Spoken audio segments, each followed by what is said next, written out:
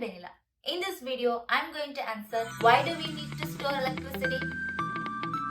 I often come across a question in Facebook and WhatsApp saying, could you live here without internet for 1 month? Share if you can. It's very difficult. But the real question would be, could you live without electricity even for a week? That would be a horrible week. The electricity have become one of the essentials in our day-to-day life. We are blessed to have a gigantic power grid that supplies electricity that we need for lighting, heating, cooling, refrigeration, and for all our entertainment purposes. Around 70% of our electricity comes from thermal power plant. In thermal power plant, the heat energy is converted into electrical energy. In most cases, this heat energy is produced by burning fossil fuels such as coal and natural gas.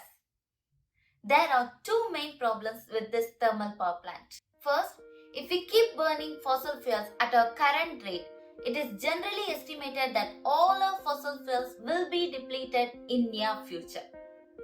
Second, burning fossil fuel releases carbon dioxide into our atmosphere, which is responsible for the climate change. You may wonder if this is dangerous, and if everyone knows this, why are still thermal power plants working? Shutting down the thermal power plant is not that easy to implement. Let me explain one of the complications involved in this shutting down process. As I said earlier, 70% of our electricity comes from thermal power plant. So before shutting down the thermal power plant, we need to find a replacement that doesn't affect the environment and that which uses resources that are freely available on earth. The two main resources that could replace the fossil fuels are solar energy and wind energy. The problem with solar panels is we cannot generate electricity during night time. During cloudy days, the electricity generation will be low. Similarly, with wind turbines, the amount of electricity generation is not constant every time. It depends on the wind speed. We get more electricity on a windy day and much less on a calm day. We cannot ask the people not to use air conditioners or fans or heaters in night time just because we cannot generate electricity using solar panels at night. Similarly, we cannot expect people not to use refrigerators, not charge their mobile phones just because the wind speed is low that day. We need electricity throughout the year in all seasons.